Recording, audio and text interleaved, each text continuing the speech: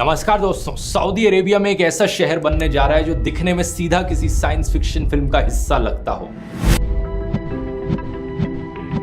एक ऐसा फ्यूचरिस्टिक शहर जो एक लाइन में डिजाइन किया गया है, 170 किलोमीटर लंबी लाइन। ये लाइन ऊंचाई में 500 मीटर ऊंची, यानी आईफिल टावर की हाइट से भी ज्यादा ऊंची, चौड़ाई में सिर्फ 200 मीटर और इसके दोनों साइड पर बाहर की तरफ बहुत ही बड़े बड़े शीशे लगे हुए हैं। इसके अंदर हरी भरी ग्रीनरी और बहुत सारी फ्यूचरिस्टिक टेक्नोलॉजीज होंगी। कुछ एस्टिमेट्स के अनुसार इसे बनाने की टोटल कॉस्ट $1 ट्रिलियन तक पड़ सकती है और सऊदी अरेबिया का दावा है 2045 तक ये बनकर रेडी हो सकता है शहर। क्या ये सही में पॉसिबल है? इस डिजाइन के एक्चुअली में क्या फायदे और नुकसान हो सकते हैं और ऐसे मेगा प्रोजेक्ट का क्या इम्पैक्ट पड़ेगा बाकी दुनिया पर? आइए जानने की कोशिश करते हैं ये सारी चीजें आज के इस वीडियो में। सऊदी अरब देश का जब भी जिक्र किया जाता है तो दो चीजें सबसे पहले दिमाग में आती हैं, रेगिस्तान और तेल। हालांकि ये चीज सच है कि ज्यादातर देश रेगिस्तान से घिरा हुआ है। टिपिकल डेजर्ट क्लाइमेट भी देखने को मिलता है सऊदी में, जहां पर दिन में तापमान 45 डिग्री सेल्सियस तक जा सकता है और रात में बहुत ठंड हो जाती है। लेकिन इसके अलावा देखा जाए तो सऊदी ज्योग्राफिकली काफी डाइवर्स देश है। यहाँ पर आपको सवानास, पहाड़ियां और वोल्केनिक फील्ड्स भी मिलेंगी। इनफैक्ट सऊदी में 2000 से ज्यादा डोरमेंट वोल्केनोज हैं, जिनमें से कई सारे तो एक्टिव वोल्केनोज भी हैं। इकोनॉमिकली सऊदी मिडिल ईस्ट की लार्जेस्ट इकोनॉमी है और दुनिया की 18th लार्जेस्ट। लेकिन ये बात सच है कि मोस्टली ये इकोनॉमी सिर्फ तेल पर डिपेंडेंट है। इनका मेजर एक्सपोर्ट पेट्रोलियम है और दुनिया का लार्जेस्ट एक्सपोर्टर सऊदी अरेबिया ही है पेट्रोलियम का। लेकिन क्योंकि दुनिया भर के देश अपनी तेल पर डिपेंडेंस खत्म करना चाह रहे हैं, इसलिए सऊदी अपनी इकोनॉमी को डाइवर्सिफाई करने में बहुत इंटरेस्टेड है। इस रीजन के कई और देशों की तरह, जैसे कि यूनाइटेड अरब एमिरेट्स ने भी बहुत कोशिश करी तेल से अपनी डिपेंडेंस खत्म करने की। यही कारण है कि दुबई को इतना बड़ा टूरिज्म हब बनाने की कोशिश करी गई है। सिमिलरली सऊदी अपना प्लान लेकर आया है, सऊदी विजन 2030। इसका मकसद है देश की और एस्पेक्ट्स में डेवलपमेंट करी जाए, जैसे कि हेल्थ, एजुकेशन, इंफ्रास्ट्रक्चर, टूरिज्म और नॉन ऑयल एक्सपोर्ट्स को बढ़ाया जाए देश के। इसी सऊदी विजन 2030 प्लान का एक हिस्सा है नियोम की स्मार्ट सिटी बनाना। सऊदी के क्राउन प्रिंस मोहम्मद बिन सलमान ने अपने देश का एक बहुत बड़ा एरिया इस नियोम स्मार्ट सिटी की डेवलपमेंट के लिए निर्धारित किया है। अब अपने आप में नियोम कोई एक स्मार्ट सिटी नहीं है, बल्कि ये नाम जो है एक रीजन के लिए इस्तेमाल किया जाना चाहिए। इस रीजन के अंदर कई सारे शहर होंगे, कई रिजॉर्ट्स होंगे और कई सारी और डेवलपमेंट्स होंगी। इन टोटल ये नियोम का जो एरिया होगा ये करीब 26,500 स्क्वायर किलोमीटर का होगा और इसकी लोकेशन कुछ यहां पर होगी, सऊदी अरेबिया के नॉर्थ वेस्टर्न हिस्से में, रेड सी के नॉर्थ में। ये टोटल साइज रफली इक्विवेलेंट है उत्तराखंड स्टेट के हाफ साइज से। इस एरिया को चुनने के पीछे एक ज्योग्राफिकल रीजन भी है कि यहाँ का जो क्लाइमेट है वो कंपैरेटिवली मॉडरेट क्लाइमेट है। सऊदी में रेगिस्तान के बीचों बीच जो क्लाइमेट होता है वहां पर ज्यादा गर्मी होती है, यहाँ रेड सी के पास है ये। नियोम शब्द का मतलब अपने आप में बड़ा इंटरेस्टिंग है। ये नियो प्लस एम से बना है। नियो एक प्रीफिक्स है जो एंशिएंट ग्रीक से आता है, जिसका मतलब बेसिकली न्यू होता है, नया कह लो। और एम यहाँ पर दो चीजों को रिप्रेजेंट करता है। एक इनके प्रिंस का खुद का नाम मोहम्मद बिन सलमान, तो मोहम्मद से एम आ गया, और दूसरा एक अरेबिक वर्ड है मुस्तकबल। इसका पहला लेटर भी एम होता है और इस शब्द का मतलब फ्यूचर होता है। एक आइडियल शहर बनाना चाहते हैं जो न्यू फ्यूचर हमें दिखाए। डेवलपर्स के अनुसार नियोम के अंदर 10 अलग अलग प्रोजेक्ट्स होंगे, जिन्हें 10 अलग अलग रीजन्स करके पुकारा जा रहा है। इन 10 में से 4 रीजन्स के डिटेल्स ऑलरेडी अनाउंस कर दिए गए हैं। पहला एक ऑक्सीगन, एक ऑक्टेगन शेप्ड फ्लोटिंग पोर्ट, जिसे नेक्स्ट जनरेशन इंडस्ट्रियल सेंटर बनाया जाएगा नियोम का। दूसरा ट्रोजेना, जो कि पहली मेजर आउटडोर स्कीइंग डेस्टिनेशन होगी अरेबियन पेनिनसुला की। इसकी ओपनिंग बताई गई है 2026 में होगी, सिर्फ 3 साल बाद। और इतना ही नहीं, इस एरिया को ऑलरेडी बिड मिल चुकी है कि यहाँ पर एशियन विंटर गेम्स 2029 होस्ट किए जाएंगे। ये सऊदी की one of the highest mountain ranges पर लोकेटेड होगा और यहाँ पर तापमान एक्चुअली में सर्दियों में 0 डिग्री सेल्सियस से अक्सर नीचे चले जाता है। लेकिन फिर भी बताया जाता है कि जो स्नो यहाँ पर यूज करी जाएगी वो फिर भी मैन मेड होगी, क्योंकि नेचुरली यहाँ पर कोई इतनी बर्फ नहीं गिरती। तीसरा है सिंधाला, एक लग्जरी रिजॉर्ट कॉम्प्लेक्स जो सिटी की कोस्ट के बाहर लोकेटेड होगा। यहाँ पर करीब 2400 लोग होस्ट किए जाएंगे। ये 840,000 स्क्वायर मीटर्स में फैला एक लग्जरी आइलैंड होगा, जहां पर ढेर सारी चीजें करने के लिए होंगी। और नियोम प्रोजेक्ट का ये पहला हिस्सा होगा जो खुलेगा, क्योंकि इसकी ओपनिंग डेट ऑलरेडी अगले साल बताई जा रही है, 2024 में। फिर आता है हमारा चौथा और सबसे unbelievable project, the line. The line को 10 जनवरी 2021 को अनाउंस किया गया था और बहुत से लोगों को डाउट था कि ये बनेगा भी या नहीं बनेगा, ये सिर्फ एक इमेजिनेशन करी जा रही है।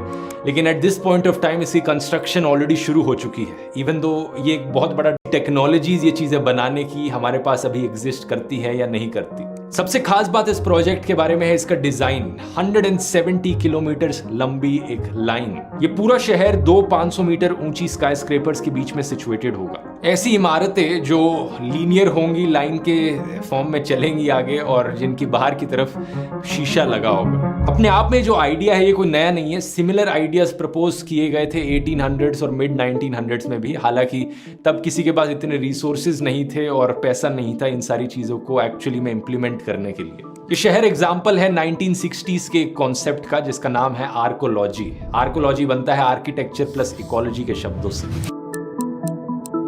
ये एक ऐसी फील्ड है जहां पर आर्किटेक्चर का इस तरीके से इस्तेमाल किया जाए कि हम डेंसली पॉपुलेटेड एरियाज बनाए शहरों में सबसे एफिशिएंट तरीकों से। एक ऐसा शहर जो अपनी आसपास की एनवायरनमेंट को सबसे कम डैमेज पहुंचाता हो। यही एक कारण बताया जाता है द लाइन के कॉन्सेप्ट के पीछे कि लाइन में क्यों बनाना इस शहर को, ताकि आसपास का जो भी नेचुरल लैंडस्केप है उसे कम से कम डैमेज पहुंचाया जा सके। इस आर्कोलॉजी के प्रिंसिपल से इंस्पायर्ड कुछ रियल लाइफ एग्जांपल्स अभी भी मौजूद हैं, जैसे कि अंटार्कटिका में मौजूद रिसर्च स्टेशंस। ऐसे रिसर्च स्टेशंस जहां पर हजारों लोग रह सकते हैं, काम कर सकते हैं और अपनी बाहर की एनवायरनमेंट से इंसुलेटेड रहते हो, ताकि बाहर की एनवायरनमेंट पर कोई डैमेज ना पहुंचे और कंप्लीटली सेल्फ सफिशिएंट हो। द लाइन प्रोजेक्ट भी यही करने की कोशिश करेगा, क्योंकि इसकी जो चौड़ाई होगी वो सिर्फ 200 मीटर की होगी। इसका मतलब 170 किलोमीटर्स बाय 200 मीटर्स, इसका जो एरिया है सिर्फ 34 स्क्वायर किलोमीटर्स का। और इसके डेवलपर्स के अनुसार यहाँ पर 9 मिलियन लोग रहेंगे। ये न्यूयॉर्क शहर की पॉपुलेशन है, लेकिन न्यूयॉर्क शहर के एरिया से करीब 20 गुना छोटा एरिया है। तो जो ओवरऑल फुटप्रिंट है वो बहुत छोटा हो गया। इस शहर के अंदर मल्टीपल लेयर्स प्लान करी गई हैं वर्टिकली देखा जाए तो, ताकि लोग 3 डायमेंशंस में मूव कर पाए, ऊपर, नीचे और साइड में। और इस नए कॉन्सेप्ट को इन्होंने नाम दिया है जीरो ग्रेविटी अर्बनिज्म। ऊपर से इनके डेवलपर्स का दावा है कि न्यूम को 100% रिन्यूएबल एनर्जी से पावर किया जाएगा। सोलर, विंड और हाइड्रोजन बेस्ड पावर जनरेशन का इस्तेमाल किया जाएगा। इसके अंदर ट्रांसपोर्टेशन के लिए कोई सड़कें नहीं होंगी, कोई गाड़ी नहीं होंगी, बल्कि लोगों के चलने की जगह होंगी, जहां पर पार्क्स होंगे, ग्रीन स्पेसेस होंगी। और क्योंकि ये 170 किलोमीटर लंबी लाइन है, हाई स्पीड ट्रांसपोर्टेशन का इस्तेमाल किया जाएगा लाइन को एंड टू एंड कनेक्ट करने के लिए। अंदर का डिजाइन इस तरीके से होगा, इनका कहना है कि हर चीज 5 मिनट के वॉकिंग डिस्टेंस पे available. Residents have access to all their daily needs within 5-minute walk neighborhoods. अंदर क्लाइमेट कंट्रोल भी किया जाएगा, ताकि ये कंसिस्टेंट क्लाइमेट रखा जा सके, इवन दो अगर बाहर बहुत जलती हुई गर्मी भी है। और क्योंकि ये लाइन एक एंड से समुद्र तक जाएगी, रेड सी तक, इसे ट्रेडिंग के लिए भी एक बड़ी पोटेंशियल बताया जाता है, क्योंकि दुनिया की ट्रेड का 13% हिस्सा एक्चुअली में सुएज कैनाल से होता हुआ गुजरता है। ऊपर से एक नियोम बे एयरपोर्ट बनाया जाएगा इसके पास, जिसकी लोकेशन ऐसी होगी कि 40% दुनिया की चीजें उससे सिर्फ 6 घंटे दूर हों। ये तो इसलिए क्योंकि सऊदी अरेबिया की अपने आप में ही लोकेशन ऐसी है कि यूरोप, एशिया, अफ्रीका सबका सेंट्रल पॉइंट बन जाता है। फिर इनके डेवलपर्स का दावा है कि आर्टिफिशियल इंटेलिजेंस को द लाइन में सीमलेसली इंटीग्रेट किया जाएगा, पर्सनल और कमर्शियल लाइफ दोनों में। यहाँ सिस्टम्स बनाए जाएंगे जो डेटा गैदर करे, एनालाइज करे और हर किसी को पर्सनली केटर करे उससे। इसका एग्जैक्टली मतलब क्या हो सकता है ये गेस करना बड़ा मुश्किल है, लेकिन ये एक बड़ी डिस्टोपियन चीज भी हो सकती है। आप इस स्मार्ट शहर के अंदर जहां भी घूमते हैं, जहां भी जाते हैं, आपको ट्रैक किया जाएगा और उसके बेसिस पर आपको एड्स बेची जाएंगी या प्रोडक्ट सेल किए जाएंगे। ये एक बहुत बड़ा डेंजर पॉइंट है ऐसे फ्यूचरिस्टिक शहरों का। वैसे ये चीज ऑलरेडी कुछ हद तक आपके साथ ऑलरेडी करी जाती है जब आप इंटरनेट का इस्तेमाल करते हैं। जहां जहां आप जिस वेबसाइट पर जाते हैं वो वेबसाइट आपको ट्रैक करती है, आपके लाइक्स और डिसलाइक्स को समझती है कि अमेज़न पर आप क्या खरीद रहे हैं, सर्च क्या कर रहे हैं, गूगल पर किस चीज के लिए सर्च कर रहे हैं। अच्छा, आपको उस चीज में इंटरेस्ट है तो आपको जो एड्स दिखाई जाएंगी उसी प्रोडक्ट की दिखाई जाएंगी जिस चीज में आपको इंटरेस्ट होगा। इस तरह की ट्रैकिंग अगर एक नेक्स्ट लेवल पर पहुंच गई और भी खतरनाक हो सकती है। लेकिन इंटरनेट पर अपने आप को ट्रैक होने से बचाने का एक बहुत ही आसान तरीका है वीपीएन का इस्तेमाल करना।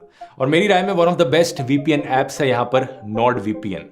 नॉर्ड वीपीएन आपको इंटरनेट पर एक सिक्योर और प्राइवेट कनेक्शन देता है। आपके इंटरनेट ट्रैफिक को रूट किया जाता है एक रिमोट सर्वर के थ्रू। इसका बेसिकली मतलब ये हुआ कि आपका आईपी एड्रेस छुप जाता है। आप चाहें तो अपनी लोकेशन स्पूफ कर सकते हैं ये प्रिटेंड करके कि आप किसी और कंट्री में हैं। नॉर्डवीपीएन के पास हजारों सर्वर्स हैं दुनिया भर में। इससे तब भी मदद मिलती है जब आप कुछ कंटेंट स्ट्रीम कर रहे होते हैं ऑनलाइन और किसी दूसरी कंट्री में रहकर आपको उस कंट्री के हिसाब से कंटेंट स्ट्रीम करना हो, कोई स्पेसिफिक शो या मूवी देखनी हो जो आपकी कंट्री में अवेलेबल नहीं है। जो कंट्री रिस्ट्रिक्शंस है उन्हें बाईपास किया जा सकता है वीपीएन के थ्रू। ऊपर से जब आप वीपीएन का इस्तेमाल करते हैं तो वेबसाइट्स आपकी कोई पास्ट हिस्ट्री का रिकॉर्ड अदा लगता है। आपकी क्या राय है यहाँ पर? क्या आप ऐसे शहर में रहना चाहेंगे? नीचे कमेंट्स में लिखकर बताइए। मेरी राय में ये जो लाइन का ड्रीम प्रोजेक्ट है, आने वाले टाइम में ये एक ड्रीम ही बना रह जाएगा, इसी के ही ज्यादा चांसेस लगते हैं। ऐसा मैं क्यों कह रहा हूं? क्योंकि इससे पहले सऊदी अरेबिया ने दुनिया की टॉलेस्ट बिल्डिंग बनाने की भी कोशिश करी थी। उसकी कंस्ट्रक्शन भी शुरू हो गई थी, 1/3 बिल्डिंग भी कंप्लीट हो गई थी, लेकिन फिर उसे अबैंडन कर दिया गया। आखिर क्या कारण है कि बुर्ज खलीफा से ऊंची